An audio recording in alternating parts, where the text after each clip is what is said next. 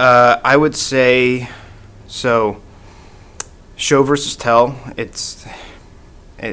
I feel like a broken record, but or a parrot too, because I know a lot of other editors and authors talk about it. But I would say that, and yes, it's called storytelling, so there are appropriate times to tell, and then there are appropriate times to show, and it's kind of what I was referring to before with the economy of words. You want to, or the balance between the economy and the detail. So you want to know when to show, know when something is significant enough to show, and then know when to tell as well. And I think a lot of times, especially new authors, they tell more than they show, meaning that, like, instead of saying, say, oh, his leg was kind of trembling, they would say he was nervous, and that's telling. So, but saying that, oh, he was drumming his fingers on the table, or he was shooting glances left and right, that shows that he's nervous. So that's sort of key. You're illustrating, think in a more cinematic way. You're illustrating what the character is feeling through imagery, through behavior, through gesture, and so that can be key.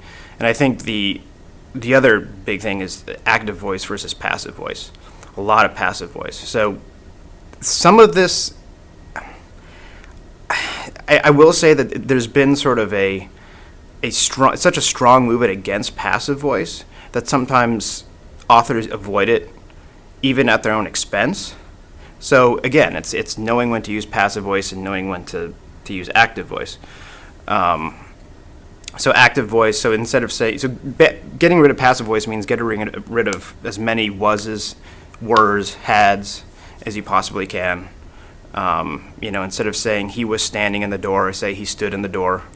It's trimming out that much, more from the sentence, and it's making the sentence a little bit more active and urgent and giving it a little bit more of a cinematic flair. That said, there are times when a simple passive statement can be powerful. If something is strange or significant or extraordinary, sometimes just stating it can really be impactful, So it depends. Again, and as you accrue more experience, in your belt, you'll kind of realize the appropriate moments to use passive and active, as well as to show and tell.